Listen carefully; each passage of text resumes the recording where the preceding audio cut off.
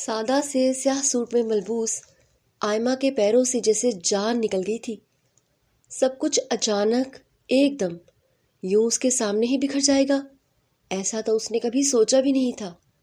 وہ چیخی تھی مگر آواز اندر ہی کہیں رہ گئی تھی۔ اسی کی تکلیف دہ چیخیں ہال کی دیواروں میں دب گئی تھی۔ سامنے کھڑے اس کے جانی دشمن نے اس کی ماں کے سر پر بندوق رکھ دی۔ آئمہ کا دل جیسے سینے میں ہی رک گیا تھا۔ ایک لفظ بھی نہیں کہہ سکی وہ، اس کی آواز ٹھہری ہوئی تھی۔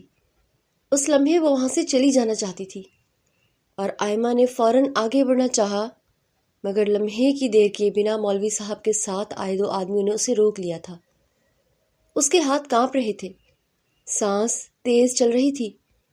اس کی ماں نے تھر تھر کانپتی آواز میں کہا، سارم، خدا کے واسطے بندوق نیچے کرو۔ مگر وہ بس آئمہ کو دیکھ رہا تھا۔ تم نکاح کرو گی یا نہیں؟ وہ دو ٹوک لہجے میں پوچھ رہا تھا۔ اس کے لہجے میں کچھ ایسا ضرور تھا جو اس کے غصے کی پختگی کا اعلان کر رہا تھا۔ آئمہ نے نفی میں سر ہلایا تھا۔ آئمہ کے آنسو خود بخود گرنے لگے۔ میں تم سے نکاح نہیں کر سکتی، تم میرے دشمن ہو۔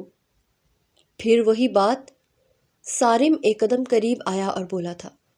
بندوق کی نوک ندرت بیگم کی پیشانی پر تھی۔ آئمہ کی ٹانگیں جواب دے گئی۔ اسے لگا وہ ابھی گر جائے گی۔ یہ سب دیکھتے سارم کے اشارے پر مولوی صاحب نے کپکپاتی آواز میں پوچھا، آئمہ ولد رحیم، آپ کا نکاح سارم ولد جہانگیر سے 5 لاکھ حق مہر میں قبول ہے؟ آئمہ نے ماں کی آنکھیں دیکھی۔ وہ خوفزدہ تھیں، بالکل عاجز، اور آئمہ کے سامنے راستہ بھی بس ایک ہی بچا تھا۔ دادی بھی اسے ہاں کرنے کا اشارہ کر رہی تھی اور جہانگیر صاحب بھی۔ آنکھیں خود بخود بند ہوئی تھی۔ دل ایک لمحے کو جیسے بجھ سا گیا تھا۔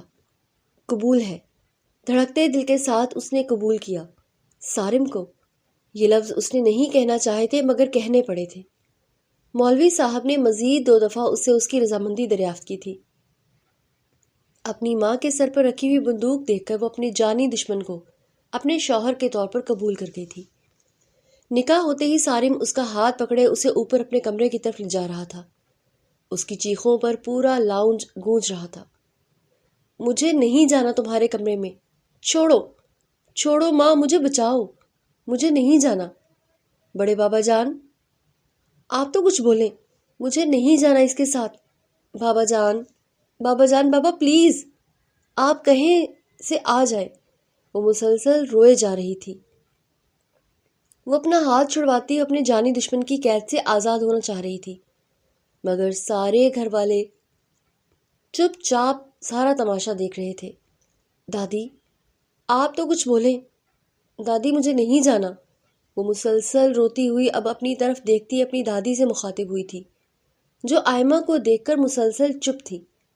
جب وہ وہاں بنا اس کی چیخوں کی پرواہ کیے اس کا ہاتھ پکڑتے اسے کھینچتے ہوئے اپنے کمرے تک لے آیا تھا۔ پاؤں کی ٹھوکر سے کمرے کا دروازہ کھولتے وہ آئمہ کو کھینچ کر لاتے بیڈ پر بٹھا گیا تھا۔ تم میرے ساتھ ایسا نہیں کر سکتے، چھوڑو، جانے دو، جانے دو مجھے۔ فوراً بیڈ پر بیٹھتے ہی اٹھ کھڑی ہوئی تھی۔ چپ، ایک دم چپ، اب تمہاری بالکل آواز نہیں آنی چاہیے۔ سارم ایک لمحے کی دیر کیے بنا فوراً اس کے قریب آیا تھا۔ کیوں چپ؟ کیوں چپ کروں میں؟ دور رہو مجھ سے، دفع ہو جاؤ۔ تم نے مجھ سے نکاح کیوں کیا؟ تم تو مجھ سے نفرت کرتے تھے نا؟ تم تو مجھے مار دینا چاہتے تھے نا؟ پھر مجھ سے نکاح کیوں کیا؟ آئمہ یکدم کھڑے ہوتے سارم کے کالر کو تھامتے چیخ چیخ کر بولی تھی، اپنی حد میں رہو، میرے گریبان تک پہنچنے والے ہاتھوں کو کاٹنے میں دیر نہیں لگاتا۔ وہ غصے سے بولا تھا۔ تو کاٹو میرے ہاتھ، چپ کیوں ہو؟ کاٹو، کاٹتے کیوں نہیں؟ مجھے مار ہی کیوں نہیں دیتے ایک بار میں؟ کیا بگاڑا ہے میں نے تمہارا؟ ایک طرف تم مجھ سے بے انتہا نفرت کرتے ہو، میری شکل دیکھنا تک تمہارے لیے گناہ کا سبب ہے، تو پھر اب ایک طرف مجھ سے نکاح کیوں کیا؟ بتاؤ مجھے کیا چال ہے تمہاری؟ مسلسل سارم کے سینے پر مکے برساتی سوالوں کے جواب مانگ رہی تھی۔ تم تو مجھے ناپاک سمجھتے ہو نا، مجھے گندی سمجھتے ہو نا، مجھ سے تمہاری دشمنی ہے۔ مجھے دیکھ کر تو… اس سے پہلے وہ اپنے الفاظ مکمل کرتی جب صارم نے اس کی نازک کمر میں ہاتھ ڈال کر اسے اپنی طرف کھینچا تھا۔ وہ ایک دم صارم کے سینے سے آ لگی تھی۔ آئمہ نے فوراً اس سے دور جانے کی کوشش کی، مگر صارم کی گرفت اس قدر سخت تھی کہ وہ دور ہو ہی نہیں پائی۔ چھوڑو! وہ دوبارہ سے کچھ بولنے ہی والی تھی جب صارم بنا ایک لمحے کی دیر کیے اس کے خوبصورت ہونٹوں پر جھکا تھا۔ چھوڑو! آئمہ کی آنکھیں پھٹی تھیں، مگر وہ اس کے ہونٹوں پر قبضہ جما چکا تھا۔ اس سے پہلے آئمہ اپنے ہاتھوں کو گرفت دیتی، صارم اس کا اگلا عمل سوچتے فوراً اس کے دونوں ہاتھ قابو کرتا، مزید شدت سے اس کے ہونٹوں کو اپنا لمس چھوڑنے لگا۔ لمحہ بلمحہ آئمہ کو اپنی سانسیں رکتی ہوئی محسوس ہو رہی تھی۔ وہ سر ادھر ادھر مارنے کی کوشش کر رہی تھی۔ جب وہ ایک ہاتھ اس کی گردن کے پیچھے جما تھا، اسے مزید قریب تر کر گیا تھا۔ آئمہ کے ہونٹوں کو اچھا خاصا زخمی کرنے کے بعد وہ کافی دیر بعد پیچھے ہٹا تھا، مگر ہاتھوں کی گرفت نے اس کے نازک وجود کو ابھی بھی رہا نہیں کیا تھا۔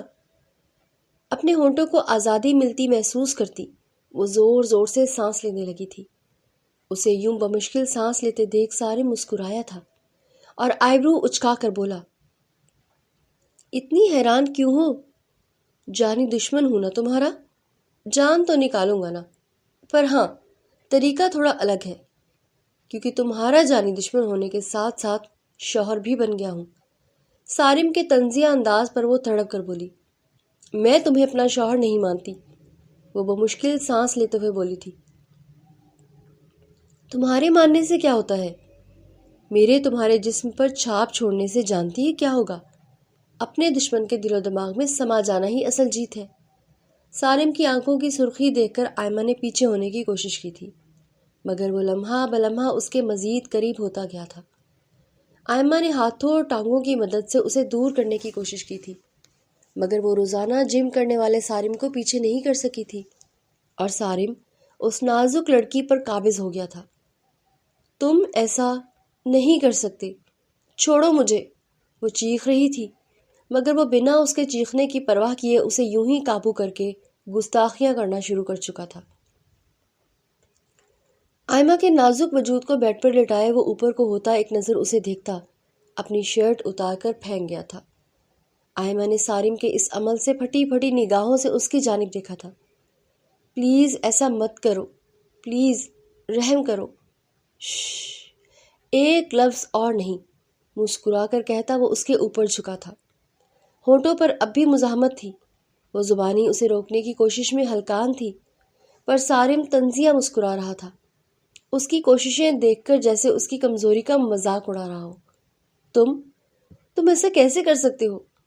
تم تو نفرت کرتے ہو نا مجھ سے؟ ہاں، تمہاری سوچ سے بھی کہیں زیادہ میں کرتا ہوں تم سے نفرت۔ صارم نفرت آمیز لہجے میں اس پر جھکتا ہوا بولا تھا۔ نفرت؟ وہ شدت سے بولی تھی۔ ہاں، کرتا ہوں۔ اسی نفرت میں تمہارے جسم کے ہر حصے کو چھونا چاہتا ہوں۔ میں دیکھنا چاہتا ہوں نفرت میں اپنے جانی دشمن کے ساتھ رات گزارنا کیا ہوتا ہے۔ پیار محبت میں تو سب کرتے ہیں، شادی کے بعد، پر نفرت میں کرنا کیسا ہے، یہ مجھے محسوس کرنا ہے۔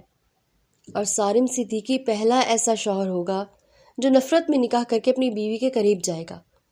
آئمہ کی پھٹی پھٹی نگاہوں کو ایک نظر دیکھتے وہ اس کے ہونٹوں پر دوبارہ سے جھکا تھا۔ اب کی بار وہ چاہ کر بھی اس جنونی شخص کو پیچھے نہیں کر سکی تھی۔ دل میں کہیں سالوں پہلے اس نے بھی نادانی میں اس کے ساتھ یہ لمحے سوچے تھے، مگر یوں نفرت کا اظہار کرتے ہوئے وہ شخص اس کے قریب آئے گا، ایسا اس نے کبھی نہیں سوچا تھا۔ سیاہ ڈنر سوٹ میں ملبوس وہ سوٹ بوٹ پہنے شخص شیشے کے بنے آفس کی بڑی سی ونڈو میں کھڑا باہر اندھیرے میں سڑک پر چمکتی روشنیوں کو دیکھتا خود کے اندر چلتے اندھیروں سے لڑ رہا تھا، جب سنسان خاموش کمرے میں موبائل کے بجنے کی آواز گونجی تھی۔ موبائل بجنے پر بھی وہ پیچھے نہیں مڑا تھا، شاید وہ اپنی تنہائی میں کسی کو حصہ دار بنانا نہیں چاہتا تھا، مگر فون کرنے والا بھی شاید ڈھیٹ تھا۔ 15 منٹ سے جب کال کرنے والا تھکا نہیں تھا تو وہ ایک زوردار مکہ شیشے کی کھڑکی پر مارتا ایک دم مڑا تھا۔ سیاہ گہری آنکھوں نے میز پر پڑے موبائل کو دیکھا، کم اور گھورا زیادہ تھا۔ بس بار بار بجتے فون سے تنگ آ کر اس نے موبائل پر چمکتے نمبر کو دیکھا تھا۔ آنکھوں میں بے ساختہ نمی ٹھہری تھی کیونکہ نمبر حویلی سے تھا۔ خود میں ساری ہمت جمع کرتا وہ بمشکل ہاتھ بڑھاتے کال اٹینڈ کر کے فون کان سے لگا گیا تھا۔ اس سے پہلے وہ کچھ بولتا جب اس کے کانوں سے ضعیف آواز ٹکرائی تھی۔ سارم، میرے بچے۔ سارم صدیقی کے کانوں نے جیسے وہ آواز سنی تھی وہ ٹھہر گیا تھا۔ سارم، وہ پھر سے بولی تھی جب وہ ہوش میں آیا تھا۔ امو جان، وہ بس اتنا ہی کہہ سکا تھا۔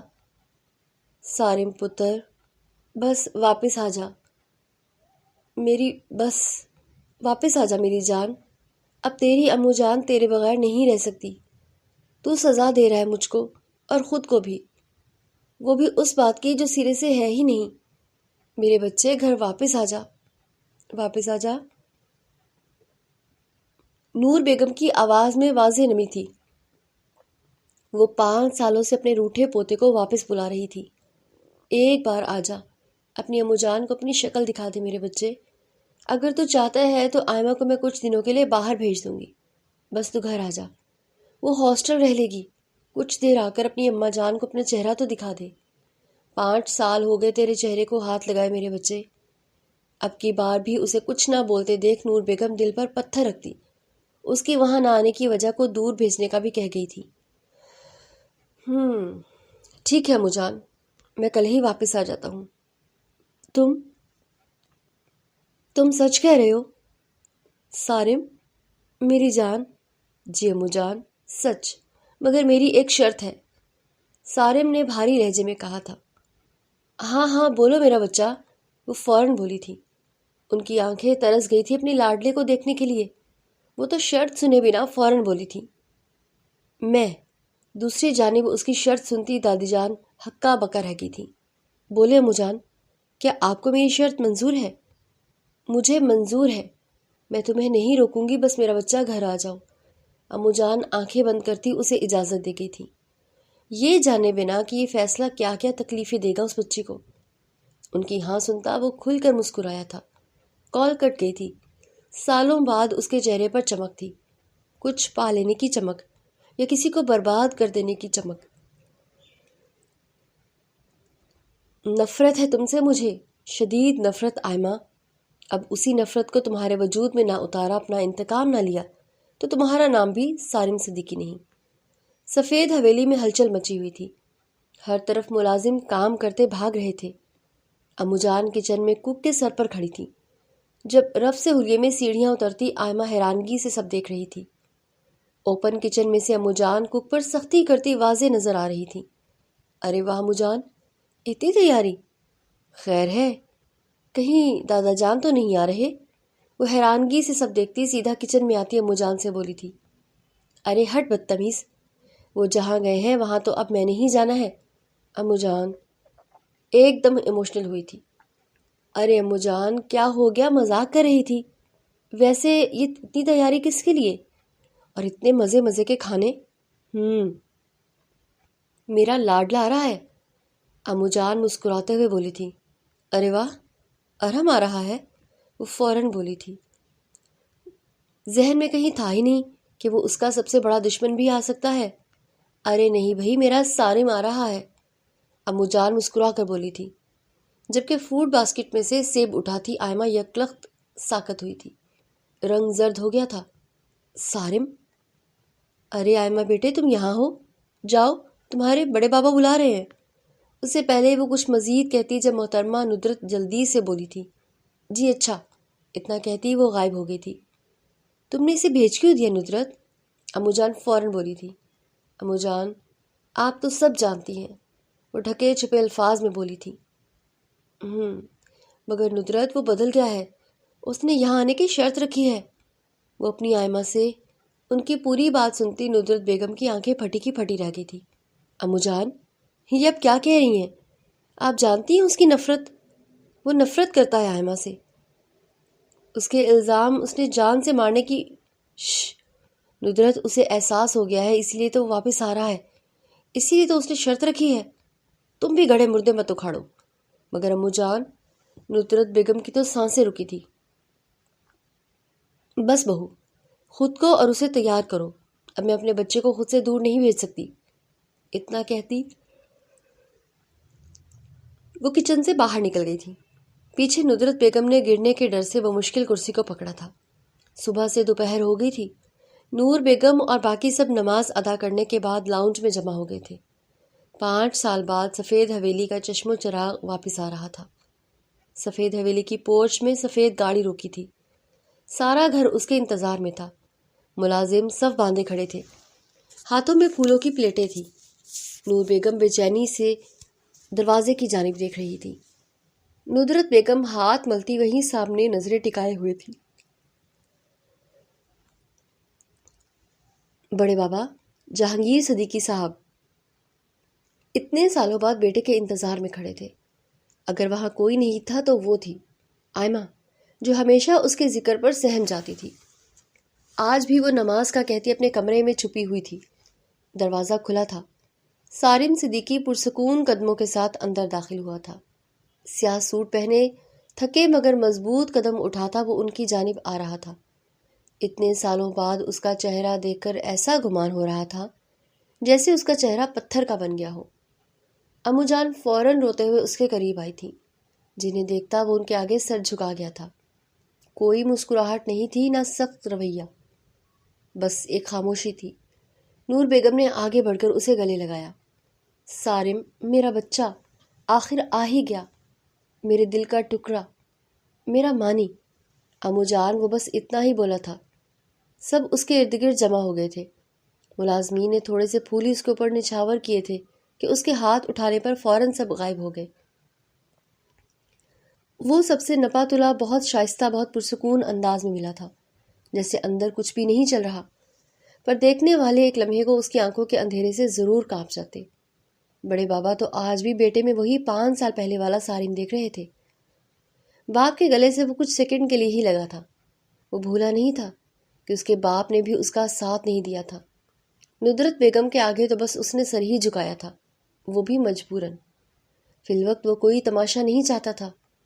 کھانا تیار ہے، تم ہاتھ منہ دھو لو، پھر مل کر۔ معذرت امو جان، مگر میں کچھ دیر آرام کرنا چاہتا ہوں، اس کے بعد۔ امو جان نے اس کے روکنے پر اس کا چہرہ دیکھا تھا، جو خاموش تھا۔ وہ چپ کر گئی تھی۔ ٹھیک ہے بیٹا، جاؤ فریش ہو جاؤ، پھر ریسٹ کرو، مسکرا کر کہتی وہ اس کا کندھا تھپتھپا گئی تھی۔ بنا ایک نظر باپ اور ندرت بیگم پر ڈالے وہ سیدھا سیڑھیوں کی طرف بڑھا تھا، مگر قدم سیدھا اپنے کمرے کی طرف نہیں مڑے۔ وہ دائیں طرف والی اس گیلری کی طرف گیا جہاں سے اس کی ماں کے کمرے کی خوشبو کبھی آتی تھی۔ دروازہ آہستہ سا کھلا۔ کمرے میں مدھم روشنی تھی۔ دیوار پر عائشہ بیگم اس کی ماں کی مسکراتی تصویر ٹنگی تھی، وہی تصویر جسے چھوئے بنا 5 سال گزر گئے تھے، مگر نظریں تو اب پڑی تھی کیونکہ تصویر کے سامنے کھڑی تھی۔ وہ اس کی آمد سے بالکل بے خبر تھی۔ آنکھوں میں نمی تھی، ہاتھ میں تسبیح اور ہونٹوں سے ٹوٹے پھوٹے جملے نکل رہے تھے۔ تائی جان، آج آپ کا بیٹا آ رہا ہے۔ اس نے تصویر کو ایسے دیکھا جیسے وہی اس کا سہارا ہو۔ 5 سال ہو گئے آپ کو، اور وہ آج بھی مجھ سے نفرت کرتا ہوگا۔ آپ ہوتی تو شاید سب ٹھیک ہو جاتا تائی جان۔ اس کی آواز بھرائی ہوئی تھی۔ میں نے کبھی نہیں چاہا تھا جو ہوا، کبھی نہیں، پر وہ سمجھے گا نہیں۔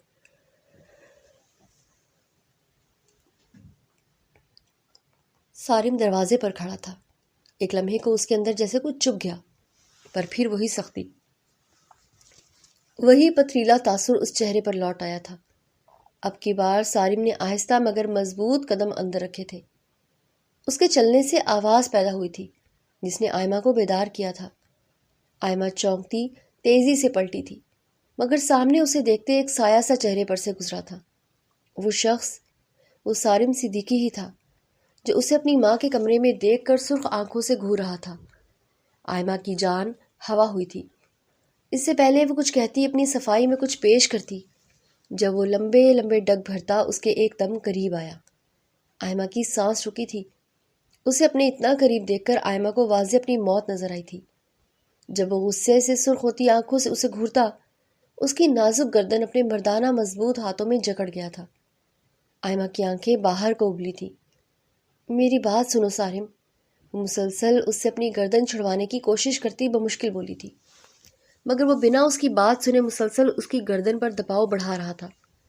اسے سانس نہ لیتے دیکھ اس نے بالکل آخر پر آ کر چھوڑا تھا، ورنہ کچھ دیر میں وہ مر بھی سکتی تھی۔ اس کے ایک قدم چھوڑنے پر وہ گردن پر ہاتھ رکھے کھانس رہی تھی، آنکھوں سے آنسو بہہ رہے تھے۔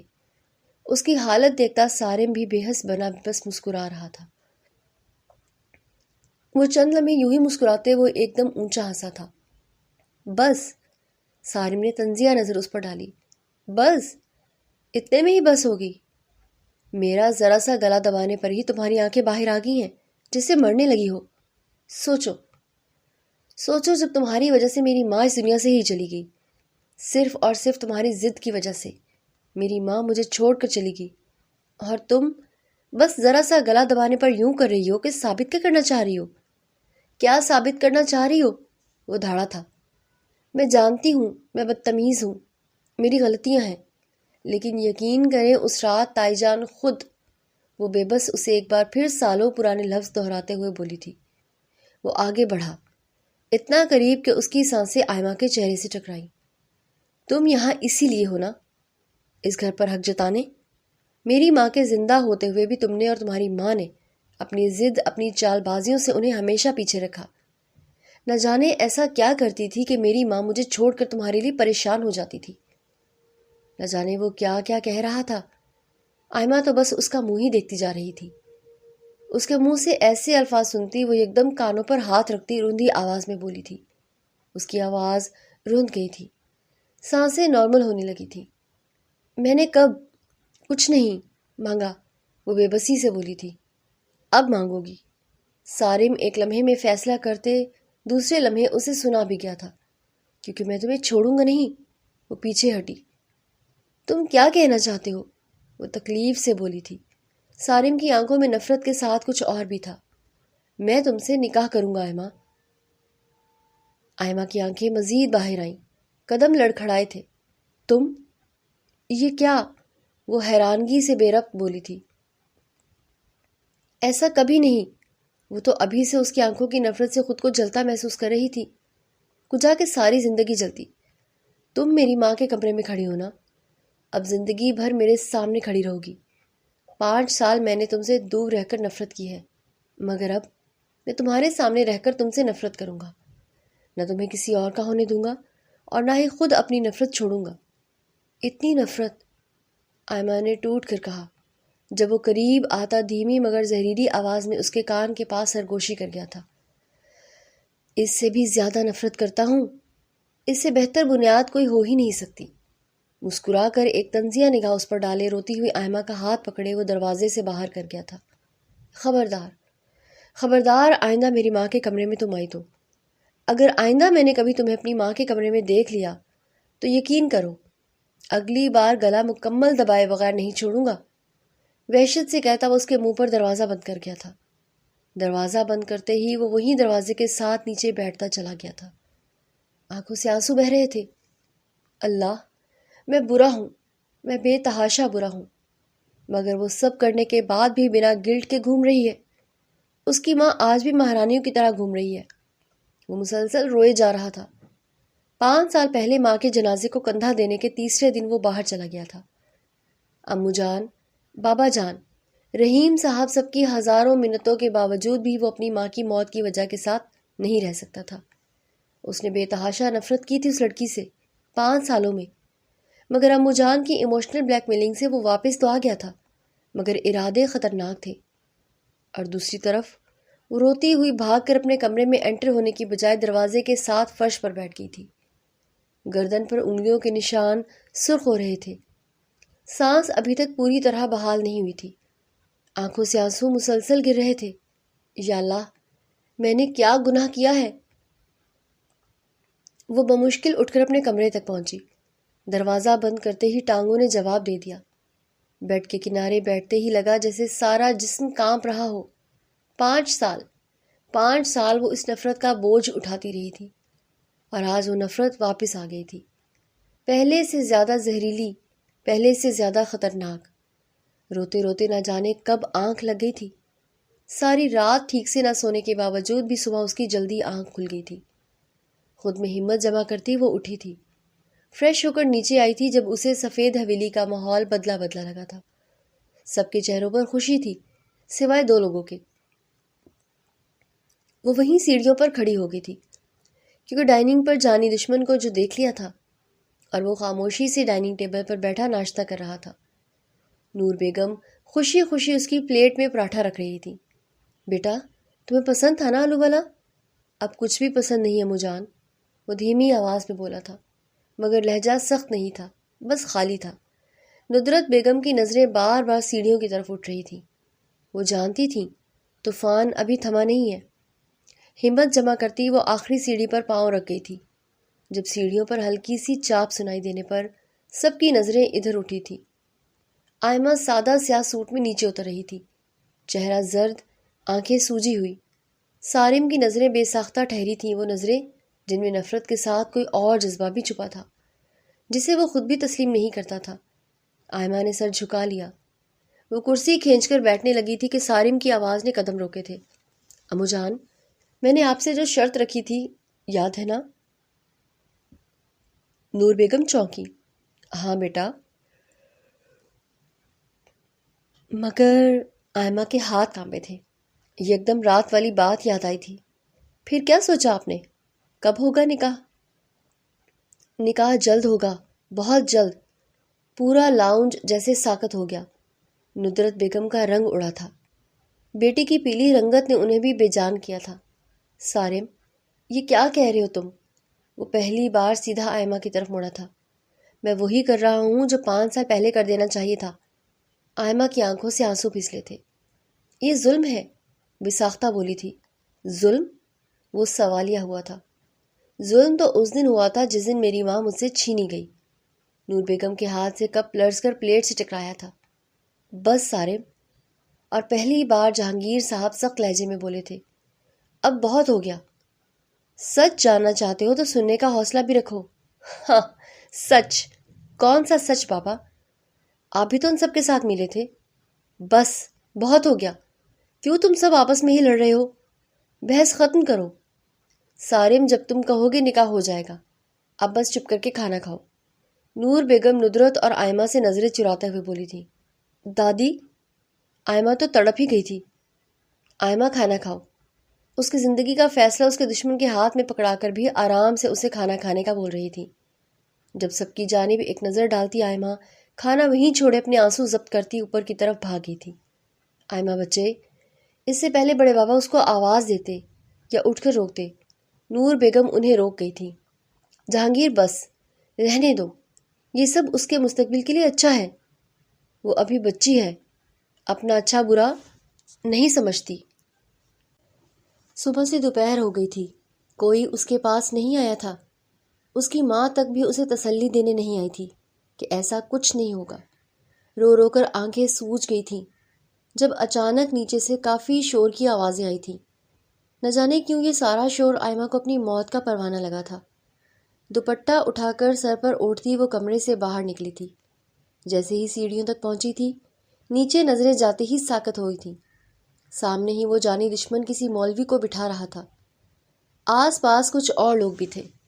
اس سے پہلے وہ کچھ سمجھ کر دوبارہ کمرے میں بھاگتی جب سارم کی نظریں اس پر پڑی تھی۔ ارے واہ، مجھے تو لگا تھا وقت لگے گا تمہیں لانے میں، مگر دیکھیے امو جان، میری دلہن کو خود بہت جلدی ہے۔ مسکرا کر کہتا وہ آئمہ کی جان ہوا کر گیا تھا۔ کیا بکواس ہے، وہ وہیں سے چیخی تھی۔ آرام سے نیچے آ جاؤ، مولوی صاحب نے کہیں اور بھی جانا ہے۔ نہیں، ہرگز نہیں بڑے بابا جان۔ مجھے اس سے پہلے وہ بات مکمل کرتی سارم کسی کا لحاظ کیے بنا ندرت بیگم پر بندوق تان گیا تھا۔ سب کی چیخیں بے ساختہ ہوئی تھیں۔ یہ کیا بدتمیزی ہے، وہ چیخی تھی۔ ابھی تو پسٹل رکھا ہے، اگر اگلے 5 سیکنڈز میں تم نیچے نہ آئیں اور آ کر نکاح کے لیے اپنی گردن کے ساتھ زبان نہ ہلائی تو یہ چل بھی سکتی ہے۔ پھر نہ کرتے بھی اسے نیچے آنا پڑا تھا اور اپنے جانی دشمن سے نکاح کرنا پڑا تھا۔ نکاح تو کیا، وہ شخص نفرت میں اس کے جسم کے ہر حصے پر اپنی چھاپ بھی چھوڑ گیا تھا۔ حال ساری رات وہ درد سے چور روتی رہی تھی، مگر وہ شخص اپنی نفرت بہت برے طریقے سے اس کے اوپر انڈیل چکا تھا۔ نہ جانے کون سے پہر سارم نے اسے چھوڑا تھا۔ جب وہ بنا اٹھی وہیں لیٹی لیٹی سو گئی تھی۔ اپنی نفرت اس پر انڈیلنے کے بعد اس کی سسکیاں سنتا وہ باہر نکل گیا تھا۔ صبح کھڑکیوں سے آتی روشنی نے جب کمرے کے پردوں کو چھوا تو ٹوٹی پھوٹی آئمہ کی آنکھ کھلی تھی۔ آنکھ کھلتے ہی اسے اپنے سارے جسم میں درد کی ایک لہر محسوس ہوئی تھی۔ درد کو اگنور کرتی وہ آہستہ سے کروٹ بدل کر اٹھنا چاہ رہی تھی کہ اس کی نظر اپنے جسم پر پڑی جگہ جگہ نیلے نشان، نظر سامنے پڑے ڈریسنگ کے شیشے پر پڑی تھی۔ آئمہ کا دل چاہا چیخ چیخ کر روئے۔ یہ رات والی آئمہ تو نہیں تھی۔ آنکھوں سے بے ساختہ آنسو گرے تھے، وہ چاہ کر بھی انہیں روک نہ سکی۔ رو رہی ہو؟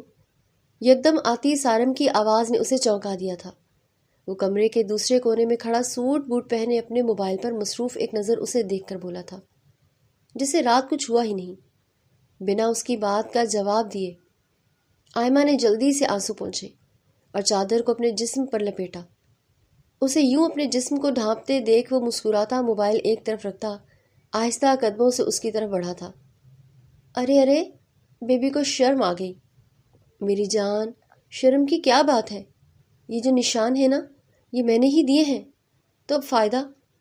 اور تمہیں پتہ ہے تمہارے آنسو دیکھ کر مجھے بہت اچھا لگتا ہے۔ پتہ ہے کیوں؟ آئمہ کے آنسو بہہ رہے تھے، اس کی باتوں سے کانوں سے دھواں نکل رہا تھا، اور اس کا انداز وہ مزید قریب آیا تھا۔ جب اسے اپنے اتنا قریب دیکھ کر آئمہ نے منہ پھیر لیا تھا۔ اسے یوں منہ پھیرتے دیکھ کر سارم طنزیہ مسکراتا اس کی ٹھوڑی پکڑ کر زبردستی اپنی طرف دیکھنے پر مجبور کرنے لگا تھا۔ کیونکہ تمہارا ہر آنسو مجھے یاد دلاتا ہے کہ میری ماں تمہاری وجہ سے نہیں ہے۔ تمہیں لگتا ہے کہ تم بدلہ لے رہے ہو۔ بمشکل خود کے آنسو روکتی وہ جھٹکے سے اپنا چہرہ چھڑواتے ہوئے بولی تھی، تمہاری اتنی۔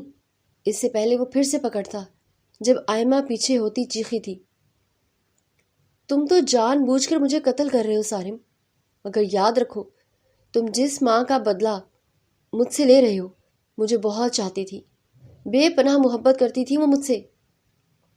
کیا انہیں پتہ ہے ان کا بیٹا آج کیا بن گیا ہے؟ ایک دم سارم کے چہرے کی رنگت بدلی تھی۔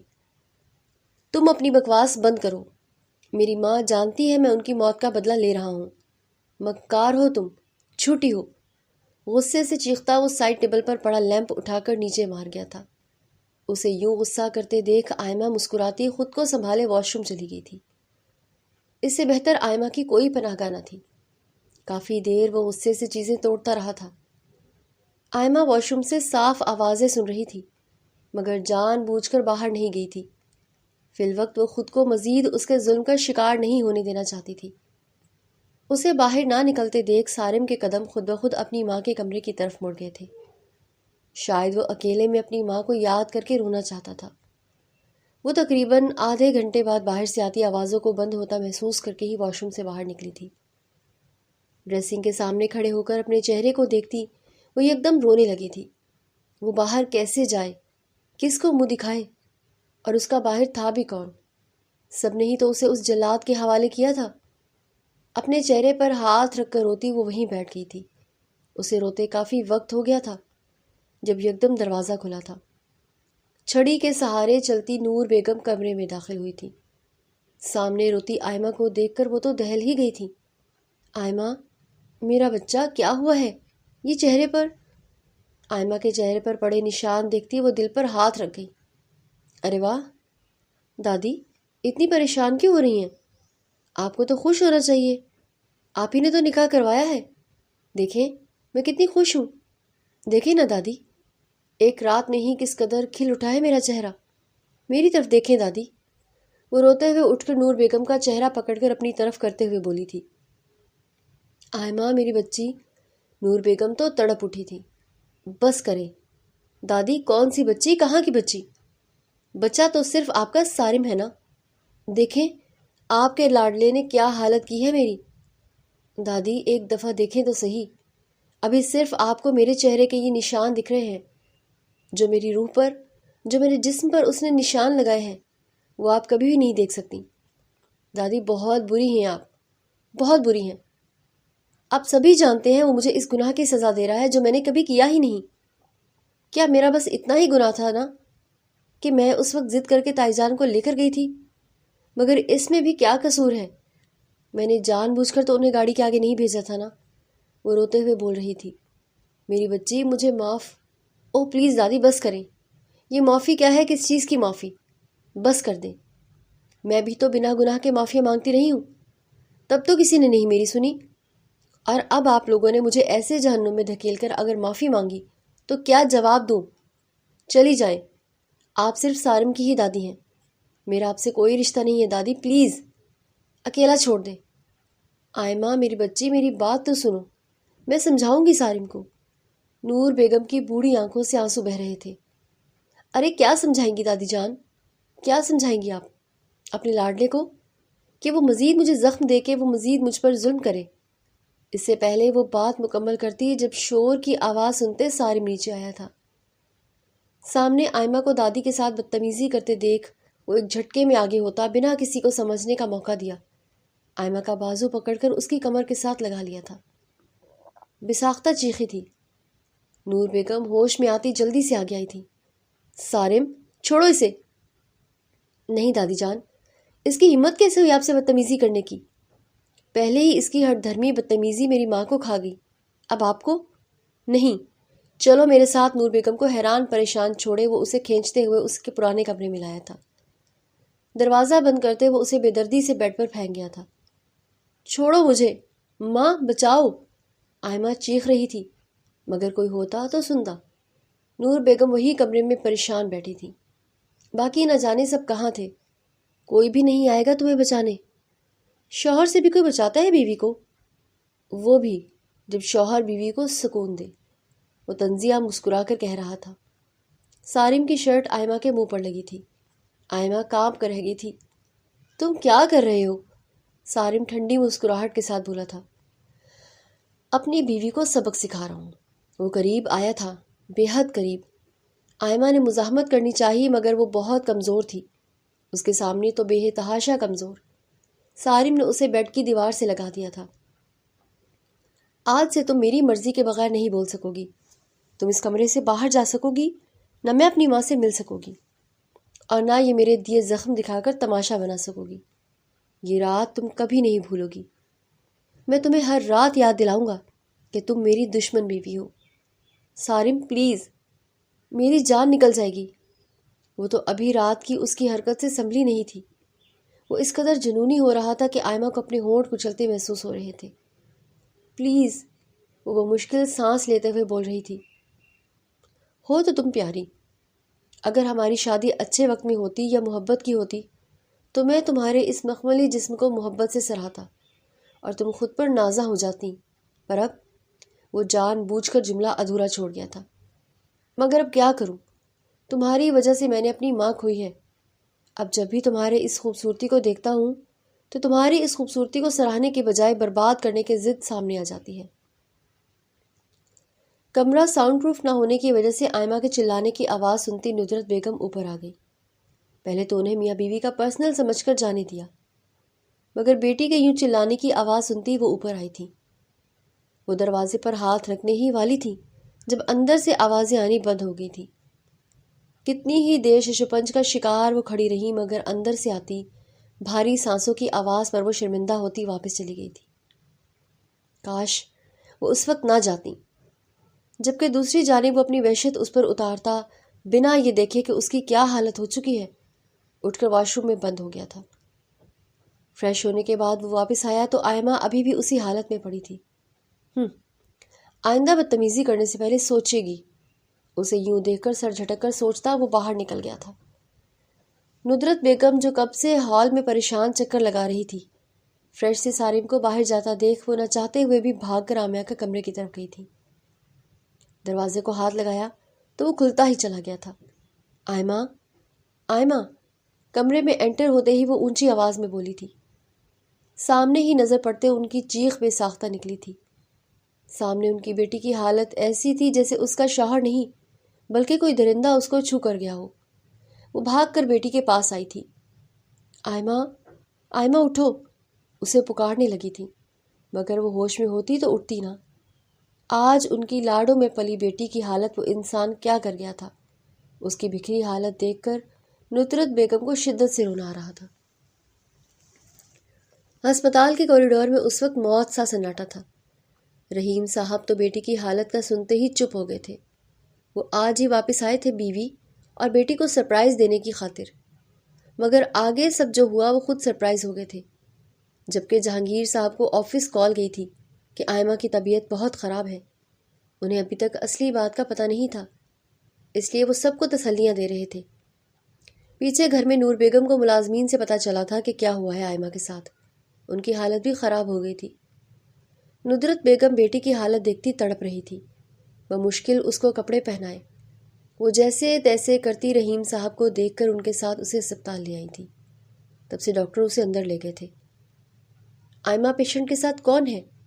تبھی ڈاکٹر باہر آتے ہوئے بولی تھی، جی میں ہوں اس کی والدہ، جی میں ہوں اس کا والد۔ ندرت بیگم اور رحیم صاحب جلدی سے آگے ہوتے بولے تھے، آپ کو پتہ ہے آپ کی بیٹی کے ساتھ کس قدر ظلم ہوا ہے؟ ڈاکٹر کی بات سنتے جہانگیر صاحب کے بھی کان کھڑے ہوئے تھے۔ ندرت بیگم بس اتنا سنتی منہ میں کپڑا دیے رونے لگ گئی تھی۔ مجھے سمجھ نہیں آتی، آپ جیسے پڑھے لکھے افسر بھی اگر اپنی بیٹی کی شادی ایسی جگہ کریں گے تو باقی کوئی کیا ہی بولے گا۔ رحیم صاحب کی پولیس وردی دیکھ ڈاکٹر بے ساختہ بولی تھی، آپ کو پتہ ہے بڑی مشکل سے آپ کی بیٹی کی جان بچی ہے، مگر وہ ہوش میں نہیں آ رہی، یا شاید وہ نہیں چاہتی وہ دوبارہ کبھی اس درندگی کو خود پر سہے، اس لیے وہ ہوش میں نہیں آنا چاہتی۔ کیا مطلب؟ کیا ہوا ہے؟ آئمہ تو گھر تھی نا؟ سب سنتے جہانگیر صاحب پریشانی سے پاس آئے تھے۔ بھائی صاحب، آپ کے بیٹے نے اپنی نفرت میں میری بیٹی کو اس حال تک پہنچا دیا ہے۔ اسے آپ سب کیوں نہیں بتاتے کہ جس ماں کا وہ اس معصوم سے بدلہ لے رہا ہے وہ خود گاڑی سے اتری تھی کسی بچے کو بچانے کی خاطر۔ میری بیٹی کا کیا قصور تھا؟ بس اتنا کہ وہ ضد کر کے انہیں مال ساتھ لے کر گئی تھی۔ آپ کا تو بیٹا تھا، آپ سمجھاتے۔ ندرت بیگم بنا کسی کا خیال کیے اونچی آواز میں رونا شروع کر گئی تھی۔ ایسا ہی کچھ حال رحیم صاحب کا تھا۔ وہ تو ماں کے کہنے پر دور بیٹھے ہاں کر گئے تھے۔ وہ کیا جانتے تھے کہ یہ سب ہو جائے گا۔ ڈاکٹر صاحب آپ پلیز کچھ بھی کریں، کچھ بھی کریں، میری بیٹی کو واپس زندگی کی طرف لے آئیں۔ ڈاکٹر صاحب پلیز۔ ندرت بیگم روتے ہوئے نیچے ڈاکٹر کے قدموں میں بیٹھ گئی تھی۔ جب ڈاکٹر فوراً جھکی، انہیں بازوؤں سے پکڑ کر اٹھا گئی تھی۔ آپ پلیز یہ سب مت کریں، بس دعا کریں اپنی بیٹی کے لیے، دعا کریں۔ ماں کی دعاؤں میں تو بہت اثر ہوتا ہے نا، انشاءاللہ وہ بہت جلد ٹھیک ہو جائے گی۔ اور آپ آئیں میرے ساتھ، کچھ ڈسکس کرنا ہے۔ ندرت بیگم کی حالت دیکھتی انہیں حوصلہ دیتی ڈاکٹر صاحب رحیم صاحب کو اپنے کیبن میں آنے کا کہہ کر چلی گئی تھی۔ بیگم ندرت ڈھہ گئی تھی۔ یہ سب سن کر جہانگیر صاحب کے ہاتھ پاؤں سن ہو گئے تھے۔ یقین نہیں آ رہا تھا کہ ان کا اپنا بیٹا یہ سب کر سکتا ہے۔ وہ تو کبھی سوچ بھی نہیں سکتے تھے کہ ان کا بیٹا اس حد تک جا سکتا ہے۔ ندرت بیگم کی حالت دیکھتے وہ اپنی جیب میں سے موبائل نکال کر فوراً سارم کو کال کرنے لگے تھے، مگر اس کا نمبر بار بار بند جا رہا تھا۔ جہانگیر صاحب جلد از جلد سارم کو اپنی آنکھوں کے سامنے لا کر پوچھنا چاہ رہے تھے۔ کتنی بار ٹرائی کرنے کے بعد بھی اس کا نمبر بند آنے پر انہوں نے سارم کے پرسنل سیکرٹری کو کال کی تھی، جس کا پاکستان والا بزنس ہینڈل کر رہا تھا۔ سارم کدھر ہے؟ کال اٹینڈ ہوتے دیکھ وہ فوراً بولے تھے، سر سارم سر تو اپنے کسی دوست کے ساتھ ابھی لاہور کے لیے نکلے ہیں۔ کیا مطلب اس بات کا؟ وہ کچھ دیر پہلے تو گھر سے گیا تھا۔ سر معذرت، مجھے بھی کچھ دیر پہلے ہی سر نے کال کر کے بتایا ہے، میرا ان سے رابطہ نہیں ہو رہا۔ عابد، جیسے بھی ہو جتنی جلدی ہو اس سے رابطہ کرو، اسے کہو کہ واپس آئے۔ جہانگیر صاحب بمشکل بولے تھے۔ 3 ہفتے ہو گئے تھے اسے لاہور آئے ہوئے۔ پہلے کچھ دن تو وہ اسی الزام میں رہا تھا کہ وہ اپنی ماں کا بدلہ لے کر آیا ہے، مگر ہفتہ گزرنے کے بعد اس کے ضمیر نے ملامت شروع کر دی تھی، جس کی وجہ سے وہ واپس جا ہی نہیں رہا تھا۔ موبائل مسلسل بند کیے ہوئے تھا۔ ابھی بھی وہ سارے دن کا بھوکا کھانا کھانے بیٹھا ہی تھا کہ آئمہ کی چیخیں کانوں میں گونجنے لگی تھی۔ کیا مصیبت ہے یار، یہ میرا پیچھا کیوں نہیں چھوڑ رہی؟ ایسا بھی کیا کر دیا ہے میں نے؟ نہ جانے کیوں میرے خوابوں خیالوں میں بار بار آ رہی ہے۔ ایسا بھی کون سا ظلم کیا ہے میں نے؟ اپنا حق ہی تو لیا ہے۔ ابھی تو میں نے اس پر کوئی ظلم کیا ہی نہیں۔ خود کے ساتھ باتیں کرتا وہ اپنے ضمیر کو سلانے کی کوشش کر رہا تھا جب سہیل روم میں آیا تھا۔ یار اٹھ جلدی کر، جلدی، ہمیں اسلام آباد نکلنا ہے۔ کمرے میں آتے سہیل اسے بتانے کے ساتھ ساتھ کبرڈ کھول کر سارے کپڑے اٹیچی میں رکھ رہا تھا۔ اوہ کیا ہو گیا؟ اتنی بھی کیا جلدی ہے یار، ابھی ہم 1 ویک کو رک رہے ہیں۔ تمہیں سمجھ نہیں آ رہا سارم، جلدی کرو، ہمیں آج ہی نکلنا ہے۔ ارے بھائی کیا ہے، ایمرجنسی کیا ہو گیا ہے؟ صبح چلیں گے نا یار، اس ٹائم مجھ میں جانے کی ذرا ہمت نہیں ہے۔ سارم، جہانگیر انکل کو ہارٹ اٹیک آیا ہے، وہ ہاسپٹل میں ایڈمٹ ہے، ابھی تمہاری سیکرٹری کی مجھے کال آئی ہے۔ واٹ؟ کیا کہہ رہے ہو؟ ایسا کیسے ہو سکتا ہے؟ سارم ایک جھٹکے سے بیڈ سے اٹھا تھا۔ یار تیرے سیکرٹری کی کال آئی ہے، جو میں نے بتایا تھا نا، وہ 2 ہفتوں سے لگاتار کال کر رہا ہے کہ جہانگیر انکل تم سے بات کرنا چاہ رہے ہیں، تمہیں واپس بلا رہے ہیں، مگر نہ جانے تم پیچھے ایسا کیا کر کے آئے ہو کہ جانے کا نام ہی نہیں لے رہے۔ اب دیکھ لو، جلدی کرو یار۔ سہیل اب کی بار بنا کسی لگے لپٹے کے بولا تھا۔ سارم کی جان ہوا ہوئی تھی۔ ماں کے بعد باپ، نہیں کبھی نہیں۔ وہ نفی میں گردن ہلاتا، موبائل اور والیٹ جیب میں رکھتا باہر نکل گیا تھا۔ سہیل بھی اٹیچی کھینچتا اس کے پیچھے بھاگا تھا۔ کدھر ہیں پاپا؟ کون سے کمرے میں ہیں؟ جتنی جلدی ہو سکے وہ سہیل کے ساتھ اسلام آباد پہنچنا تھا۔ اسلام آباد پہنچتے ہی وہ سیکرٹری کے بتائے ہوئے اسپتال گیا تھا۔ جی سر، وہ اس سائڈ پر، عابد آگے چلتے ہوئے بولا تھا۔ وہ تیز تیز قدم اٹھاتا کوریڈور میں پہنچا تھا۔ رنگت پیلی ہوگی، باپ کو کھونے کا سوچتے ہی اس کی جان ہوا ہونے لگی تھی۔ اس کے ساتھ چلتے عابد کے تیز قدم اٹھاتا جس کمرے میں داخل ہوا تھا، وہ بنا سوچے سمجھے عابد کے پیچھے بڑھا۔ ہسپتال کے اس کمرے میں انٹر ہوتے ہی سارم کی نظر سامنے کھڑے جہانگیر صاحب پر پڑی تھی۔ بابا، بابا آپ ٹھیک ہیں؟ باپ کو یوں صحیح سلامت اپنی آنکھوں کے سامنے ٹھیک کھڑے دیکھ وہ پاگلوں کی طرح انہیں ہاتھ لگاتے پوچھ رہا تھا۔ اس سے پہلے وہ ان سے مزید سوالات کرتا، جب جہانگیر صاحب نے بنا ادھر ادھر دیکھے ایک زوردار تماچا اس کے چہرے کی زینت بنا دیا تھا۔ سارم ساکت ہوا تھا۔ بابا، اس سے پہلے وہ پھر سے کچھ کہتا، اب کی بار تھپڑ بائیں گال کی زینت بنا تھا۔ خبردار سارم صدیقی، تم نے مجھے بابا کہا۔ ایک لڑکی کی زندگی برباد کرنے والا میرا بیٹا نہیں ہو سکتا۔ میری بیوی نے ایسی تربیت تو نہیں کی تھی تمہاری۔ بابا آپ کیا؟ مجھے مت پکارنا اس پاک رشتے سے۔ بابا پلیز، کیا ہو گیا ہے؟ مجھے بتائیں تو میں نے کیا کیا ہے؟ باپ کی سرخ نظروں کو دیکھتے وہ بمشکل بولا تھا۔ تم دیکھنا چاہتے ہو نا تم نے کیا کیا ہے؟ تو چلو میرے ساتھ۔ جہانگیر صاحب بیٹے کا ہاتھ پکڑے اسے کھینچتے ہوئے کمرے سے نکلتے ساتھ ہی بنے ہوئے پرائیویٹ روم کی طرف لے گئے تھے۔ سارم جو حیران پریشان سا باپ کے پیچھے چل رہا تھا، ان کے کسی بیڈ کے پاس رکنے پر وہ حیران ہوا تھا۔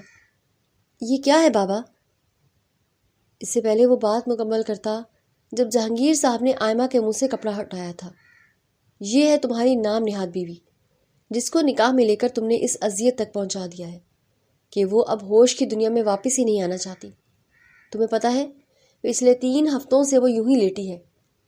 اس کی ماں رو رو کر خود بستر سے لگی ہوئی ہے۔ اس کا باپ 3 ہفتوں میں ہی وقت سے پہلے بے تحاشا بوڑھا ہو گیا ہے، اور تمہاری دادی، تمہاری امو جان، مت پوچھو ان کا کیا حال ہے۔ انہوں نے جس بیٹے پر بھروسہ کر کے اپنی پوتی کی شادی اس سے کی، اس نے یہ سب کر دیا۔ دیکھو دیکھو اس کا حال، دیکھ رہے ہو؟ اب بتاؤ یہ سب کیسے ہوا؟ یہ تمہیں سب یاد آ گیا؟ اسی ڈر کو لے کر تم لاہور بیٹھے تھے نا؟ جہانگیر صاحب بولنا شروع ہوئے تو پھر چپ ہی نہیں ہوئے تھے۔ سارم پھٹی پھٹی نگاہوں سے سامنے دیکھ رہا تھا۔ یہ سب اس نے کب کیا تھا؟ بابا یہ میں نے نہیں۔ بس ایک اور لفظ، دھیان سے میری بات سنو۔ جس بات کا بدلہ لینے کی خاطر تم نے اس بچی کو ذلیل کیا ہے نا، وہ سب کہانی کا ایک رخ تھا۔ ماں کے مرنے کے بعد جب تم جا رہے تھے، سب نے روک روک کر کتنی بار تمہیں سمجھانے اور بتانے کی کوشش کی، مگر تم نہیں سمجھے۔ سوچا دور جا کر ہی شاید تمہیں ہوش کے ناخن آ جائیں، تو تمہیں وہاں جانے دیا۔ مگر 5 سال تم نے بے بنیاد اپنی نفرت کو جاری رکھا، اور پھر اگر 5 سال بعد آنے کا فیصلہ کیا بھی تو نکاح کی صورت میں، تب بھی مجھے یہی لگا کہ شاید کہیں نہ کہیں تم آئمہ کے لیے اپنے دل میں جذبات رکھتے ہو۔ میں تو کبھی سوچ بھی نہیں سکتا تھا کہ میرا بیٹا اس حد تک گر جائے گا۔ تم جانتے ہو تمہاری ماں نے بچپن سے ہی دل میں خواہش پالی ہوئی تھی کہ وہ آئمہ کو اپنی بہو بنائیں گی۔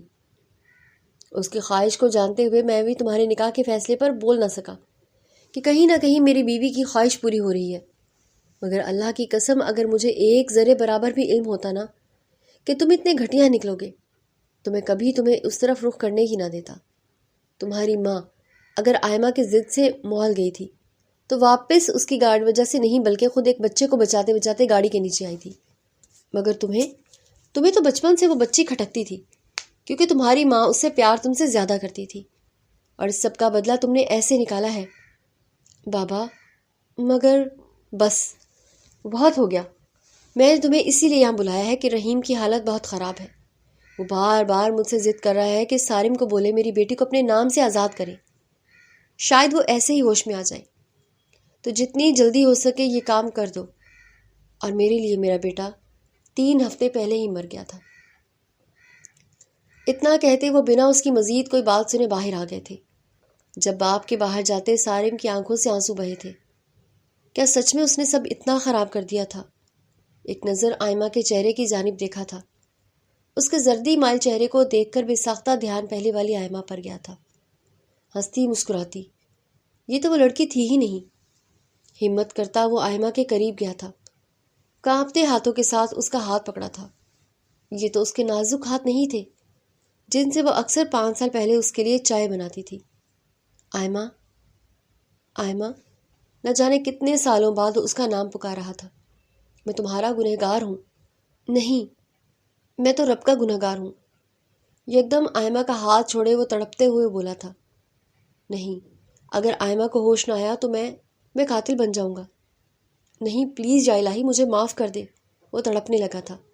احساس ہوا تھا جب بنا گناہ کے وہ آئمہ کو قاتل کہتا آیا تھا وہ کیا فیل کرتی ہوگی۔ 3 ماہ بعد وہ اس دن آئمہ کو دیکھنے کے بعد کدھر گیا تھا، مگر کسی نے اسے بلایا تک نہیں تھا۔ پھر بھی وہ چند گھنٹے گھر رکتا ندرت بیگم کھانا بھجوا دیتی تھی۔ وہ جب انہیں دیکھتا تو اسے مزید احساس جرم جکڑتا۔ کہاں وہ اپنی انا میں ان پر بھی پسٹل تان گیا تھا، اور کہاں اتنا سب ہونے کے بعد بھی وہ اسے کھانا پانی دیتی تھی۔ سارا دن اور رات وہ آئمہ کے پاس ہی ہوتا تھا۔ رحیم صاحب نے اسے سختی سے منع کیا تھا، مگر وہ ان کے پاؤں پڑ گیا تھا کہ جب تک آئمہ کو ہوش نہیں آتا مجھے جانے دیں، بعد میں وہ جو فیصلہ کریں گی، جس پر رحیم صاحب بھی چپ کر گئے تھے۔ ان کی چھٹیاں بھی ختم ہو گئی تھیں، مگر وہ بیٹی کو یوں چھوڑ کر واپس نہیں جا رہے تھے۔ روز رات دن وہ آئمہ کے پاس بیٹھ کر گھنٹوں معافیا مانگتا تھا، اس کا ماتھا چومتا تھا، مگر وہ ایسی سوئی تھی کہ اٹھتی ہی نہیں تھی۔ آج بھی وہ 2 نوالے کھائے بس ہسپتال پہنچ جانا چاہتا تھا۔ اب وہ تھوڑی دیر کے لیے بھی اسے دور نہیں ہوتا تھا۔ احساس جرم تھا یا محبت، مگر جو بھی تھا شدید تھا۔ ہسپتال پہنچتے ہی وہ آئمہ کے روم میں گیا تھا۔ ڈاکٹر نے کچھ دن پہلے بتایا تھا کہ کچھ امپرومنٹ ہو رہی ہے، جسے سنتے اس کی دعاؤں نے مزید شدت اختیار کر لی تھی۔ اللہ، تو بہت رحیم ہے نا، پھر وہ اس قدر شدتوں سے مانگنے والے کو کیسے نہ معاف کرے۔ شاید رب کو رحم آ گیا تھا۔ کمرے میں آتے ہی وہ اسے دور سے دیکھ کر پاس پڑی کرسی پر بیٹھ گیا تھا۔ وہی ڈاکٹر نے جو فیل کیا تھا وہ ٹھیک تھا۔ کچھ دنوں سے آئمہ کی باڈی حرکت کر رہی تھی، اور آج آخر کار لمبے انتظار کے بعد آئمہ نے آہستہ آہستہ آنکھیں کھولی تو پہلی نظر کمرے کی سفید چھت پر پڑی۔ پھر دھیرے دھیرے احساس ہوا کہ وہ زندہ ہے۔ اکڑی ہوئی گردن گھمائی تو ساتھ والی کرسی پر وہ بیٹھا تھا، سارم صدیقی، اس کا جانی دشمن۔ مگر یہ کیا؟ یہ وہ نہیں تھا وہ جس نے اسے توڑا تھا، جس نے اس کی روح تک زخمی کر دی تھی۔ یہ کوئی اور تھا، کوئی اور تھکا ہوا سارم۔ داڑھی بڑی ہوئی تھی، آنکھیں سرخ، چہرے پر عجیب سی بے چینی۔ تبھی سارم کی نظر اس پر پڑی تھی۔ وہ شل ہو گیا تھا۔ آمنا سامنا تو اب ہونا تھا۔ وہ یکٹک اسے دیکھ رہی تھی جیسے کھو گیا ہو۔ آئمہ کی سانس اٹکی تھی۔ کچھ پل یوں دیکھنے کے بعد سارم ہوش میں آتا یکدم کھڑا ہو گیا تھا۔ آنکھوں میں نمی تھی اور ہونٹ کانپ رہے تھے۔ آئمہ نے نظریں پھیری تھی۔ وہ اسے دیکھنا بھی گوارا نہیں کر رہی تھی۔ سارم نے اسے نظریں پھیرتے دیکھ 2 قدم بڑھائے تھے۔ آئمہ، تم ٹھیک ہو؟ تمہیں ہوش آ گیا؟ وہ ہمت کرتا پاس جاتے ہوئے بولا تھا، جب آئمہ آنکھیں ہی بند کر گئی تھی۔ اس کی آواز تک سننا نہیں چاہتی تھی۔ میں جانتا ہوں تو مجھے دیکھنا بھی نہیں چاہتی، مگر مجھے صرف اتنا کہنا ہے کہ آئمہ نے یکدم آنکھیں اس کی طرف گھمائی تھی۔ آنکھوں میں آگ تھی۔ چپ، بس ایک لفظ، مگر اس میں اتنا زہر تھا کہ سارم کے قدم خود بخود پیچھے ہٹ گئے تھے۔ تمہیں لگتا ہے کہ میں اٹھوں گی اور سب بھول جاؤں گی؟ سارم نے سر جھکایا تھا۔ نہیں، میں نہیں جانتا۔ آئمہ کی آنکھوں سے آنسو نکل پڑے تھے۔ تم نے میرا جسم توڑا، میری روح جلائی، وہ اٹک اٹک کر بول رہی تھی مگر چپ نہیں کر رہی تھی۔ اور اب تم یہاں آ کر کھڑے ہو۔ سارم گھٹنوں کے بل گرا تھا۔ آئمہ پلیز، پلیز مت کرو، آئمہ نے چیخ کر کہا۔ مجھے تمہارے آنسو نہیں چاہیے، تمہارے پچھتاوے نہیں چاہیے، مجھے تو صرف اپنی وہ راتیں واپس چاہیے جو تم نے مجھ سے چھین لی۔ اور ہاں، یہ اتنے اچھے کیسے بن گئے تم؟ وہ سوالیہ ہوئی تھی۔ سارم نے زمین پر سر رکھ دیا تھا، رو رہا تھا، سسکیاں لے کر رو رہا تھا، مگر آئمہ کے سوال کا جواب نہیں آیا تھا۔ مگر آئمہ کے دل پر کوئی فرق نہیں پڑا، وہ دیوار کی طرف دیکھنے لگی تھی۔ کچھ دنوں بعد آئمہ گھر آ چکی تھی، مگر وہ پہلے جیسی آئمہ تو کہیں گم گئی تھی۔ اب تو وہ اپنے کمرے میں بند رہتی تھی، کسی سے بات نہیں کرتی تھی۔ سارم حویلی میں تھا مگر آئمہ کی نظروں سے دور۔ گھر والے سب اسے بلا بلا تھک گئے تھے، مگر وہ ایک چپ تھی۔ دادی اتنی بار معافی مانگ گئی تھی مگر آئمہ کی چپ باپ کو دیکھ کر ہی بھی نہیں ٹوٹی تھی۔ آج موسم اچھا تھا۔ وہ اپنے کمرے کی بالکنی میں آ کر کھڑی ہو گئی تھی۔ ہوا کے جھونکے اس کے بالوں سے کھیل رہے تھے۔ تبھی اس کی نظر نیچے باغ میں بیٹھے سارم پر پڑی تھی۔ اس سے پہلے کہ وہ نظریں موڑتی، جب اسے احساس ہوا تھا کہ وہ رو رہا تھا۔ ہاتھ میں کوئی تصویر تھی۔ ماما، مجھے بتائیں میں کیا کروں؟ اس کی آواز دور سے ہلکی سی آ رہی تھی۔ وہ مجھے دیکھنا نہیں چاہتی۔ میں روز اس کے کمرے کے باہر کھڑا ہوتا ہوں مگر وہ دروازہ نہیں کھولتی۔ آئمہ نے دیکھا وہ تصویر کو سینے سے لگا رہا تھا۔ ماما، مجھے معاف کر دو، میں نے تمہاری بچی کو بہت تکلیف دی ہے۔ آئمہ کا سارے عرصے میں پہلی بار دل دھڑکا تھا۔ کچھ دیر اسے یوں ہی دیکھتی وہ سر جھٹک گئی تھی۔ رات کے کسی پہر بے چینی سے آئمہ کی آنکھ کھلی تھی۔ پیاس کا احساس ہوتے ہی اس نے جگ اٹھایا تھا اور خالی جگ منہ چڑھا رہا تھا۔ خالی جگ دیکھتی وہ چپل پہنے کچن کی طرف گئی تھی۔ پانی کا جگ ٹیبل پر رکھتی وہ نیم اندھیرے میں سوئچ بورڈ کی طرف مڑی تھی کہ سامنے کھڑے کسی سائے کو دیکھتی اس سے پہلے وہ چیختی۔ سارم جو لاؤنج سے اٹھ کر آیا تھا فوراً اس کے منہ پر ہاتھ رکھ گیا تھا۔ میں ہوں۔ اس کی سرگوشی سنتی آئمہ فوراً خود کو چھڑوانے لگی تھی۔ جب اس مزاحمت کرتے دیکھ سارم ہمت کرتا، اس کے ہونٹوں سے ہاتھ اٹھا کر اپنے ہونٹ رکھ گیا تھا۔ آئمہ کی آنکھیں باہر آئی تھیں۔ اب تو وہ سدھر گیا تھا، روز معافی مانگتا تھا، مگر آج عرصے بعد اس نے یہ حرکت کی تھی۔ اپنی پیاس نہ مٹنے کے باوجود وہ آئمہ کی مزاحمت پر پیچھے ہوتے اس رہا کر گیا تھا۔ میں جانتا ہوں تم مجھے معاف نہیں کر سکتی اور تمہیں معاف نہیں کرنا چاہیے، مگر میں ہر روز تمہارے لیے مرتا ہوں، ہر رات تمہیں سوچ کر روتا ہوں۔ اگر ایک دن تم مجھے معاف کر دو تو جان لو میں نے اس معافی کے لیے 1000 بار موت مانگی ہے۔ اس کے کان کے قریب سرگوشی کرتا وہ اسے چھوڑ گیا تھا۔ اس کے چھوڑنے پر آئمہ بنا جگ اٹھائے بھاگنے کے انداز میں وہاں سے غائب ہوئی تھی۔ پیچھے سارم اور اس کی آنکھوں میں آنسو ہی رہ گئے تھے۔ آج سفید حویلی میں سوگ کا دن تھا۔ عائشہ جہانگیر کی برسی تھی۔ سارا گھر جانتا تھا۔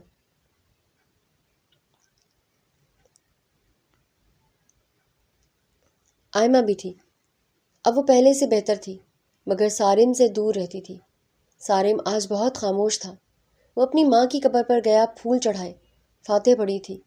گھر آتے ہی وہ عائشہ بیگم کے کمرے میں چلا گیا تھا۔ اب وہ ماں کی تصویر کے سامنے کھڑا ان سے باتیں کر رہا تھا۔ ماما، آج آپ کی برسی ہے۔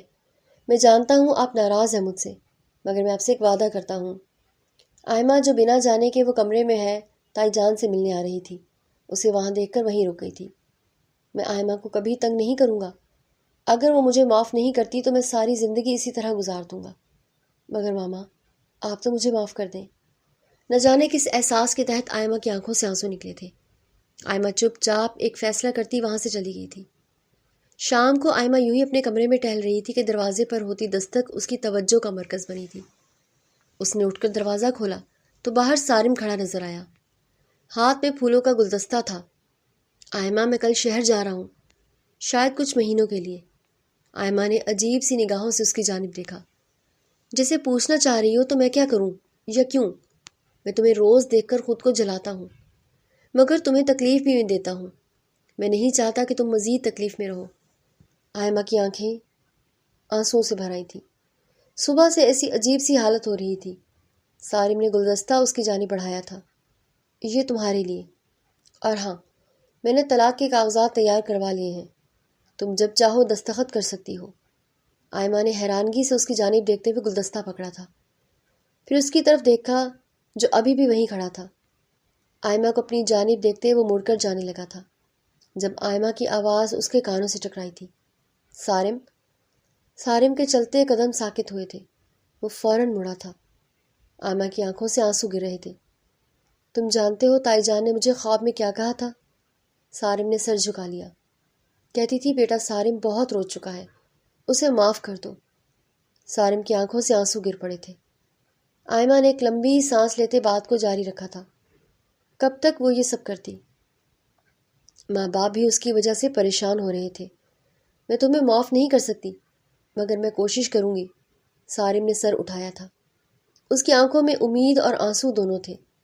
آئمہ، مگر سنو، معافی کا مطلب یہ نہیں کہ میں تمہیں فوراً قبول کر لوں گی۔ تمہیں ثابت کرنا ہوگا، ہر روز، ہر لمحہ۔ سارم نے سر ہلایا تھا، زور زور سے تشکر کے آنسو تھے اس کی آنکھوں میں۔ میں ثابت کروں گا، ساری زندگی ثابت کروں گا میری جان۔ اس کے قریب آتا اس کے ہاتھ پکڑ کر چوم گیا تھا۔ آئمہ کی رنگت انار ہوئی تھی، سارم کے آنسو آئمہ کے ہاتھوں پر گرے تھے۔